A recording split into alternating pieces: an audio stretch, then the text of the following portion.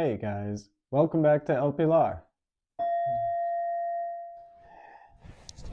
So the Catasetums. Well, I love these guys because they're just so cool and so historically rich and modern history as well as old. And the flowers are amazing and they just look so neat, right? Like then you can grow these in an apartment. Oh, well, okay, we'll get to that in a minute. I hate them because we haven't been able to get their oldest ones to flower yet after two flowering seasons. So I don't think hate is the right word. Hate is not the right word. I've been a bit frustrated. Quick historical stuff. So from the olden times, Charles Darwin did a lot of studying on the catasetums and used them in his reports and did a lot of lineage and comparative research on the flowering parts and of course the growth habits. So catasetums are very old in the orchid world.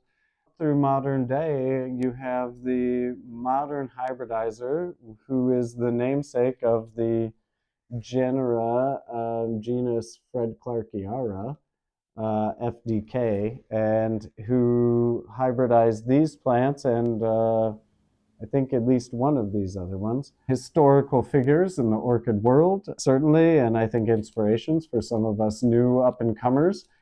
Just in the next technological evolution, and shout out to some of the other YouTubers.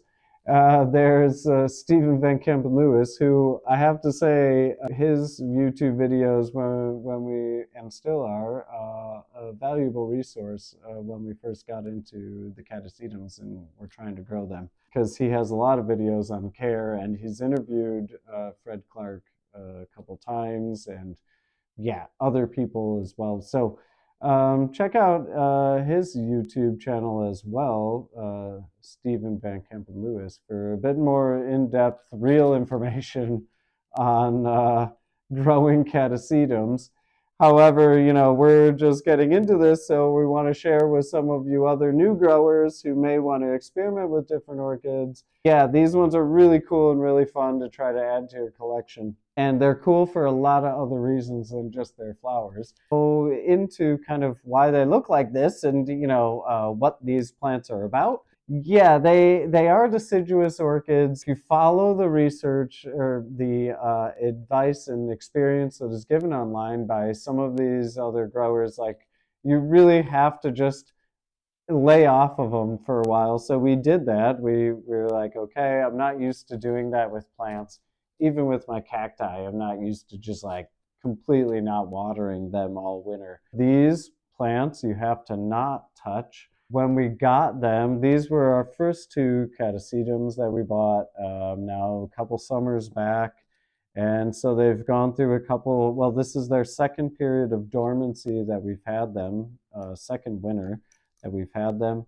And so we've been leveling off the water, ending water, complete stop of all water with the tapering off. Like we start tapering off in November, and then the last water goes in mid to late December, and it's just been a trickle of water. So all of them got that this winter, and then these two got that last winter. The rest of these three we got over the summer, spring and summer. They stay completely dry without any water, which we followed according to the online advice. Then around, I think it was around mid-May, we started just with a touch of water when the new growths were quite large. Like the top of the new growths was, you know, growing up like that big. Like they were quite big. They had a few kind of already like small developed leaves growing off of them. And it was easier to see the roots because they were in clear pots, which is another thing. And they say online, the roots should get like yay big, like 3 to 5 inches long or something. I'm used to dealing in centimeters now, so like I don't know. They were like that long or longer, even some of the roots last year when we started watering them again in the spring. And that's what we did. We kept them inside completely last year. We put them in the front window in as bright a light possible because it says they need bright light online, and everything we watch, like they're growing outdoors and they're getting like sun. And so we grew them in the front window as bright a light as possible. And we put them in our regular media. These two were in our regular media the first year. Yeah, just kind of watered them once a week, like we normally did. We fertilized them. And they both, the first ones, again, they grew these. The first round, these first plants had this bulb growing when we got them, the second smaller bulb here. And then as they came out of dormancy through last winter, last summer, they grew these, and both of them grew nice, bigger bulbs than it had been. I chopped a couple of the smaller bulbs off of this one because they were looking pretty small and ratty.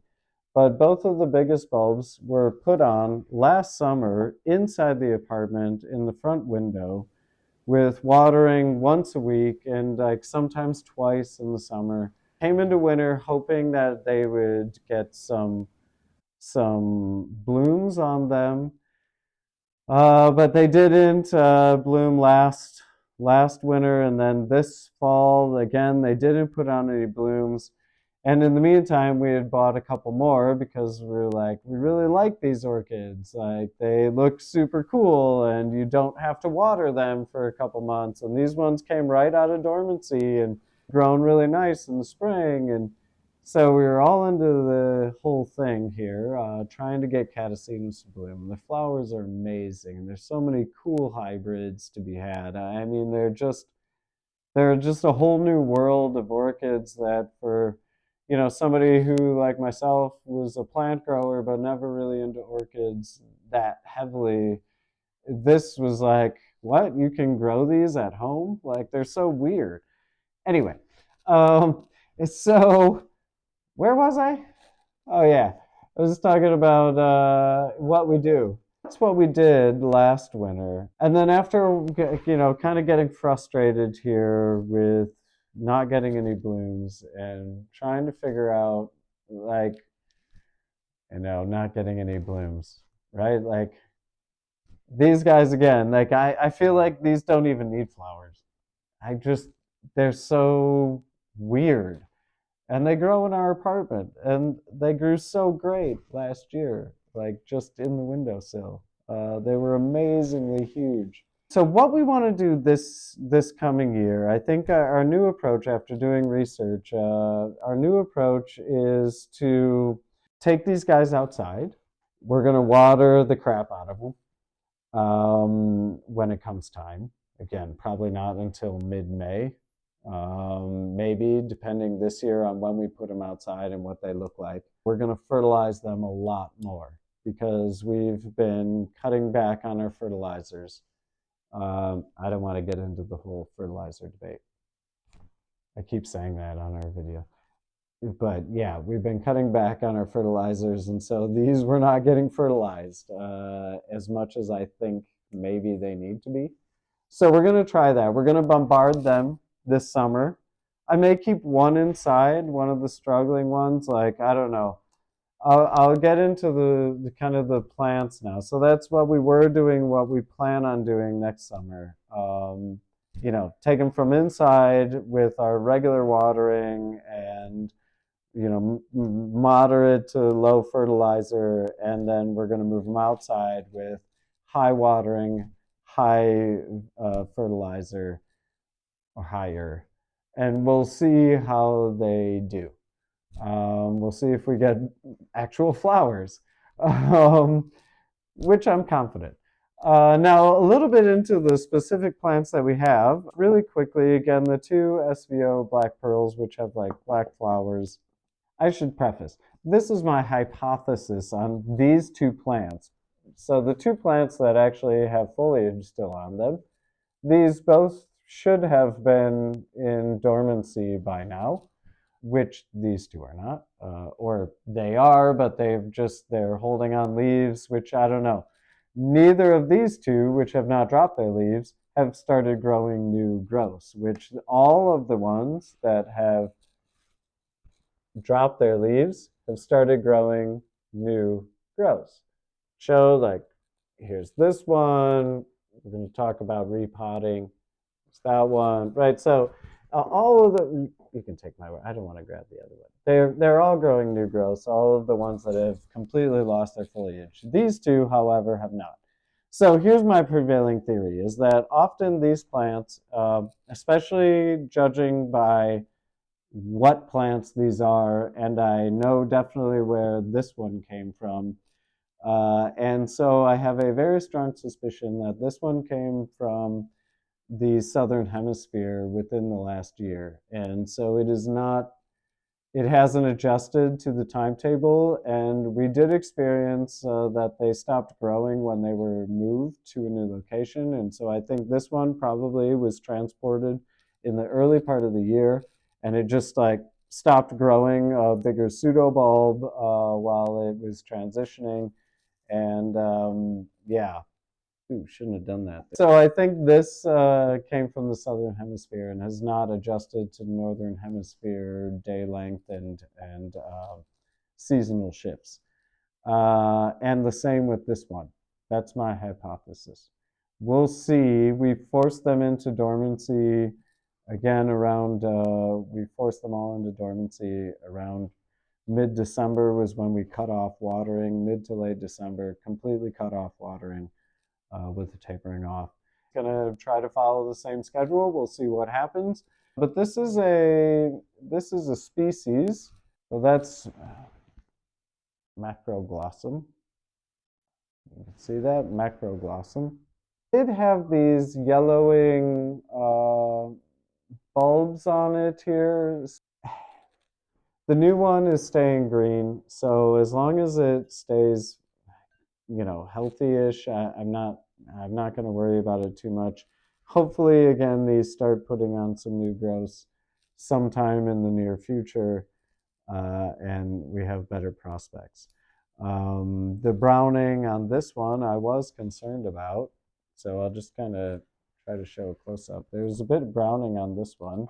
I was concerned about that because the browning was on the outside, but then as the leaves died and you peel it off, it's actually only superficial. Like the browning doesn't continue all the way down through to the bulb, which is a nice reassuring surprise. Though I'm not sure these plants have had, they're young, I guess, plants. The bulbs before that look kind of spindly. Yeah, as far as other future plans, so again, we kind of were doing some experimentation. Last year, potted this one in this kind of decorative glass pot with the idea that with constant moisture, I wouldn't have to water so often. And it kind of, there's no holes in the bottom, it's just glass, which became a pain to water it, of course, as it grew and got top heavy through the summer.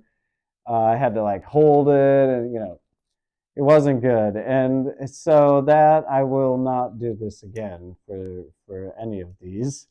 It needs ventilation, like all orchids. They need air, so, or like most, I guess. So I don't know what I was thinking there, but it was a kind of an okay. It lived and it did fine. It grew. It just, Next year we're gonna probably plant them all into our same media, and then again plant them all outside. But these we're gonna put back into the same and try to do a little bit more experimentation, control the media next summer, but then experiment with light. So maybe put one down on the balcony outside and one up higher in a bit more sunlight. See how much they can handle. These are the catasetums that we grow. Please, check back in, and if you feel like it, or you like what we're doing, subscribe. If you want to see more of these as they hopefully continue to grow in the future, we can get them through the transition into spring and the growing season. And it would be nice if we could make them flower. So yeah, check back in for that too, hopefully.